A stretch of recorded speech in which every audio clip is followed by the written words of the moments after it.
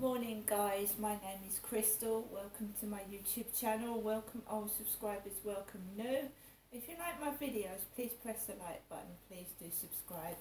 It is Monday morning, it's Bank Holiday Monday. Looks like it's going to be a nice bank holiday, but you never know what the weather's going to be like in the United Kingdom, do you?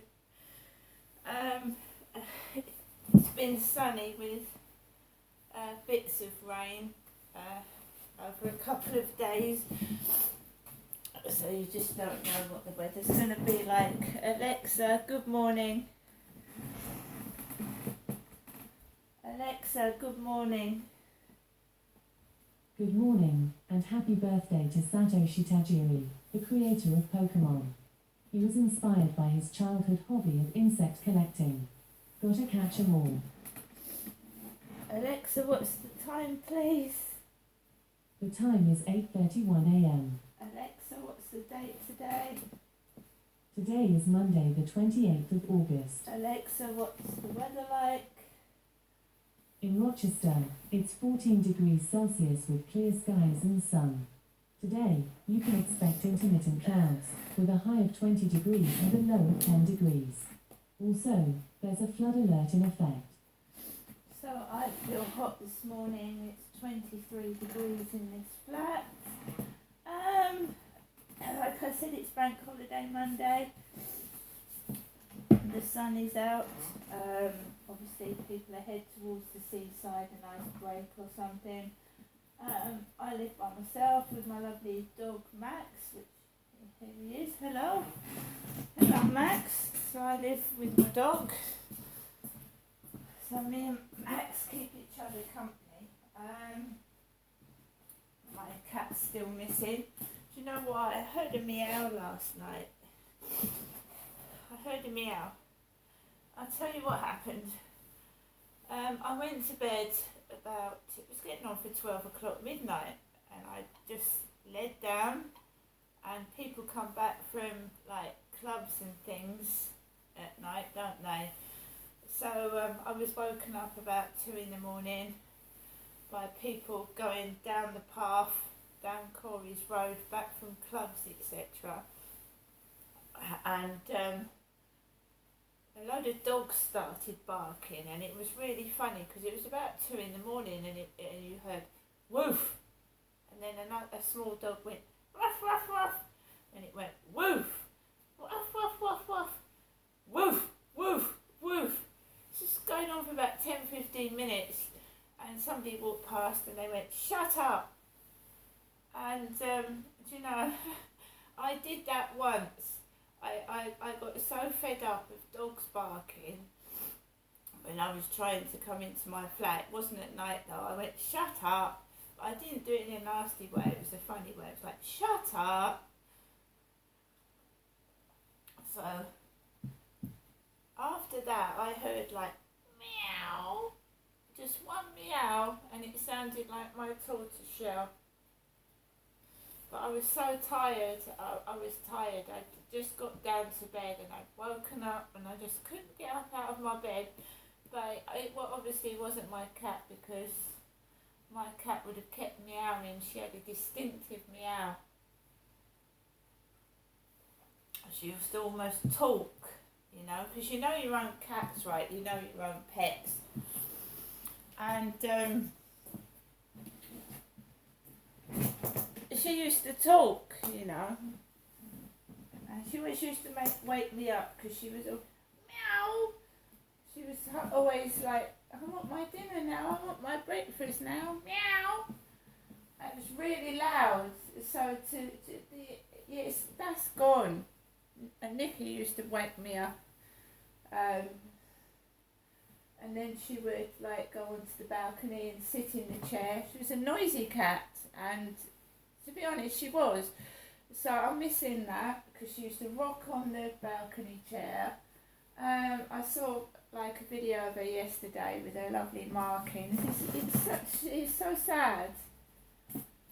Because pets get used to their owners, and I'm sure if she is alive, and I hope she is, that she's not confused somewhere.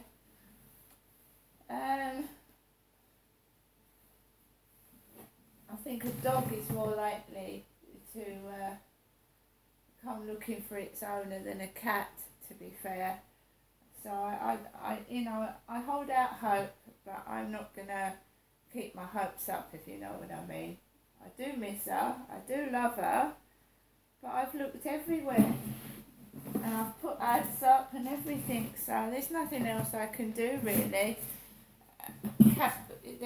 Apparently there's a lot of cats that have gone missing in the Medway area, so you never know, do you? A lot of cats have gone missing in the Medway area recently. And she actually had lovely markings, Nikki did. Lovely markings.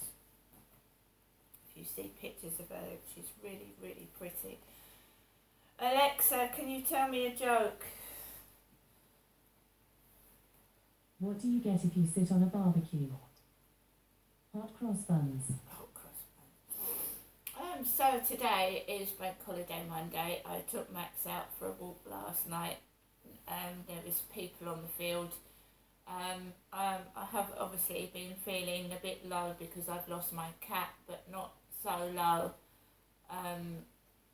It's affected me to the point where I can't go out or anything.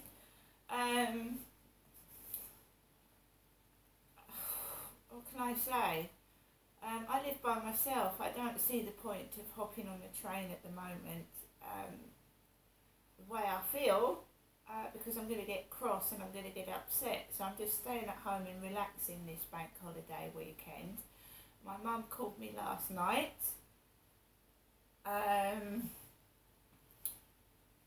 So I'm just staying at home and relaxing.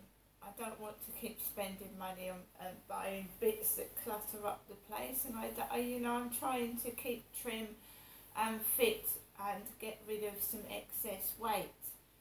I am heavy for my height because I'm not that tall. I'm 5'5", so I'm just to lose a bit of weight.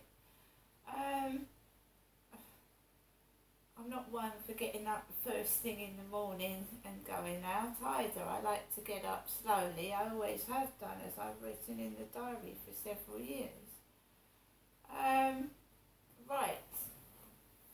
Alexa, LBC Radio. LBC London from Global Player. Agree, it's going to hit people's pockets as we go. I'm not on any particular side. I'm on the person who's suffering. The point is this. It is between, the devil and the deep blue sea. He's trying to help the people who are suffering, and he's trying to avoid hitting people with money on the mileage and, I know, yeah, I totally sympathise with you, Evelyn, but I think deep down it's all about, just as Grantchap says to Boris, you've got a bail-out TfL, it's skint, and the mayor's saying the same thing now. Of course, you can't just blame one party or the other, but I just found it really interesting when we spoke to that Labour shadow cabinet minister, and he basically said we wanted to stop it because this is going to lose us votes. Right, how about this? Whole life prison sentences, i.e. the sort of prison sentence that's been handed down to Lucy Letby. This, literally, the rest of your life will be spent in prison, not even a question as to whether you'll get out or not. Whole life prison sentence will become the, quote, default punishment for sexual or sadistic murders, says the Prime Minister. Lucy Letby was told she will never be released last Monday after being convicted of murdering 7 babies and trying to kill 6 others on the 18th of August. She's only the 4th woman ever to be given a whole life tariff in England and Wales. There are 66 men who are currently serving them in prisons and secure hospitals across the 2 nations. Let's speak to Dr. Hannah Quirk, who is a reader in criminal law at King's College London and the editor of the Criminal Law Review. Thank you for joining us on a bank holiday, Hannah. Is this fraught with problems? What can you foresee as a sticking point here? It's really disappointing. I mean, the criminal justice system is at breaking point at the moment, and this seems to me to be quite an empty gesture. Anybody convicted of murder gets a life sentence, and what the judge has to determine is the minimum period they have to spend in prison before they can be considered for. But this is only for sexually motivated or sadistic murders. Are we talking hundreds and hundreds of more whole life sentences, or just tens? Probably tens, but obviously, how do you define sadistic, sexual? It's fraught with problems, but these are difficult cases anyway, and there may be legal challenges to it. It seems to me to be just empty rhetoric. What we actually need to be focusing on is convicting people. The court system is at breaking point at the moment, as is most of the rest of the criminal justice system. Whole life sentences are supposed to be the worst of the worst, and I'm not persuaded that there have been cases where, I mean, nobody has been released because judges haven't. Well, when you say that the judicial system is at breaking point, where do you mean? You mean in the courts, in the sentencing, in the jails? Even before that, we look at the problems that the police have, the lack of resources the police have got. We've got defence solicitors are desperately underfunded. The profession is running out of people going into it. The prosecution service is under-resourced. 30% of Crown Court rooms were empty last week because we haven't got enough money in the criminal justice system to actually convict people. That's the bit that we need to focus on. Anybody convicted of murder is subject to recall to prison for their whole life. It's a life sentence. It's just whether or not they get any hope of spending any of it. If any potential Prime Minister knows the problems of the judicial service, it's got to be Sir Keir Starmer, because he was, of course, the head of the CPS. Do you think that he has got a handle on this? And have you heard from Labour things that have made you think, yeah, they could deal with this a bit better? I think it's worrying that crime is being weaponised again between the two political parties. There's a really serious conversation to be had about how we deal with crime, and sound bites really isn't the way to do it. It will make managing prisons much more difficult. Because people have no hope. At the moment, if you think you may get parole in 25 years' time, you've got an incentive to behave in prison. If you're going to be in prison for the rest of your life, no matter what you do, then... So do you think this is another example of dog whistling from the government saying, look at us, you must vote for us because we're the party that will stop people committing heinous crime? Yeah, I mean, the problem is people committing those crimes. That's what we need to focus on stopping. And it doesn't give people any scope to change. I don't know if you saw the London Bridge Facing Terror programme this week about the attack at Fishmongers Hall. I saw a bit of it, yeah. Yeah, you had a convicted murderer acting in the most heroic way imaginable. And his point was, people can do something terrible and then change, or are capable of doing something heroic as well. And if we remove any hope from people of them changing or improving, it's going to... But you wouldn't decrease Lucy Letby's sentence, would you? No. No. Okay, fair enough. So there's not a problem at the moment because she got a whole life sentence. Of course. Yeah. Thank you very much indeed, Hannah. Dr. Hannah Quirk, reader in criminal law at King's College London and editor of the Criminal Law Review. Let's fit in one more call, shall we, before the headlines. Let's go to Neil. He's in Farnham, wants to talk about ULEZ. Hello, Neil. Hi, Ian. Hi there. Is it affecting Farnham? It's not quite... The tentacles don't go that far, do they? Hope not. No, It's like my mum's house. Yeah. I mean, I do go into London pretty much regularly, kind of every week. We've got an electric vehicle as well, which kind of electric van, which helps. But I find it a little bit ingenuous when the kind of tradespeople call in. Uh-oh. It's £12.50 a day. Now, most plumbers, electricians, or even window cleaners, I mean, imagine a window cleaner probably does 12, 15 calls a day. Oh, Neil, I'm glad you're saying this, mate, not me. Yeah, absolutely. I mean, I'm a tradesperson. I go into London every day. But it's a pound on top of a job. I know that means somebody else has got to pay, but to sit there and say your business is going to close down, it's just disingenuous. It's not true. It's not true. It's the same people dog whistling for the same reasons. My business is going to go under for a £12.50 a day charge. Do you know what you've done? It's not. Do you know what you've done? What? You've released the Kraken. I know. We'll see. See if anybody agrees with you, Neil. I'm sure they won't, but they're also the same people that say, I can't afford to replace my vehicle. Well, sometimes there's a viability in a business. If your business isn't viable enough for £12.50 a day on top, and I know, you pass it on to your customers, and unfortunately they're the people that got to pay. The people I do feel sorry for, the people who aren't tradespeople, who do live in that zone and can't afford a car. I think that is wrong, and I think that's where it needs to be changed. All right, I'll put that out to tender. Thank you, Neil. If you ever want a full switchboard, Neil's your man. 0345 6060 973. Do you agree that £12.50 a day isn't much to pay What are you moaning about? After the headlines, I'll be speaking to our reporter who's been at the Notting Hill Carnival final day today, and so far, fingers crossed, it's been relatively well behaved, I think. So well done. It's 8:45, let's have the latest headlines. Thomas Watts. The Home Secretary has urged police in England and Wales to do more to tackle crime, including theft and criminal damage. Labour's promised to introduce a system to disbar NHS managers who are found guilty of serious wrongdoing. 2 people have died after driving into floodwater in South Liverpool. LBC weather, most areas bright with sunny spells, a high of 22 degrees. LBC Travel, I'm Joanne Webb. The A414 remains closed in both directions between Hemel Hempstead and St Albans at the Park Street roundabout, and that's all down to an accident. On the M1 northbound, one lane's had to be closed just after junction 14 at Milton Keynes, and that's where a car has broken down. Lots of roads remain closed around West London. They will be closed until the early hours of tomorrow morning because of Carnival. That includes the Harrow Road, the Bishopsbridge Road, Westbourne Park Road and Ladbroke Grove, and Ladbroke Grove Tube Station will stay closed for the rest of the day. Now on the train, South Eastern services aren't stopping at Charing Cross, Waterloo East and Cannon Street stations today, and that's for the engineering works. LBC. Amen. So guys, hope a lot of people are watching the Notting Hill Carnival up in London. I live in Rochester. I've never been to the Notting Hill Carnival. There used to be a carnival in Gloucestershire when I used to live there. I watched that, the Gloucester Carnival. And they're pretty on their floats and shit.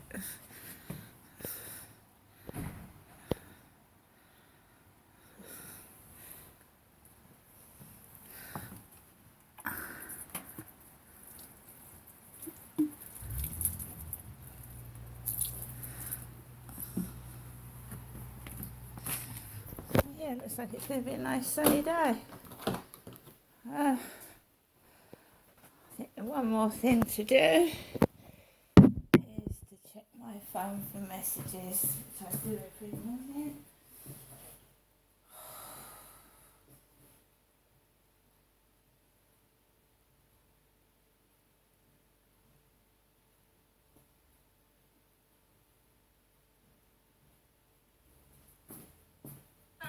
Your EE voicemail.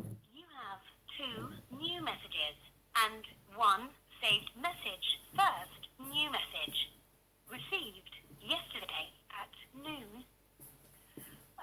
Good morning, Jeanette. Your message will be saved for 7 days. Next new message. Received yesterday at 7:31 p.m. Hello, Jeanette. It's me, Jennifer, giving you the usual nighttime telephone call from my landline phone to you, Janessa. Hoping you're all right. Thinking of you. Give you a ring tomorrow. And not a lot to say, really. And I'm very, very tired, as I usually am nowadays. Other than that, I hope you're all right, Janessa? If you can, let me know how you're getting on. Bye. To listen to the message again, press. I think my mum knows how I'm getting on, and I think everybody else does as well, to be fair. Yeah, just surviving in a very expensive world at the moment, really, and I think everybody else is struggling as well just to keep above water. There's nothing else to say. I'm a single white female. Every time I get an answer from a dating ad, it's from a nutcase. It's from somebody that's either too far away, their camera's broken, or they're just taking the piss. And I am not a person that sleeps around. I'm looking for someone that I can have a long-term relationship with. I don't just pick up blokes and bring them back to my flat. That doesn't happen, and it's not going to happen. It doesn't mean a woman is a lesbian because she won't sleep willy-nilly with men. It means that I'm sensible and I'm waiting for the right man to come along. And it doesn't matter all these rumours banging about that I'm a lesbian, I'm this and I'm that. I'm not going to be forced into doing something I don't want to do, okay? So all these people are just going to go round and round in circles because they're not going to get anywhere with me. I'm just going to carry on walking max 3 times a day, and they will realise it might take them 10 years that I am not doing what they want me to do. And I'm a human being, and that's all I'm saying. See you later. Have a good bank holiday, guys. Bye for now.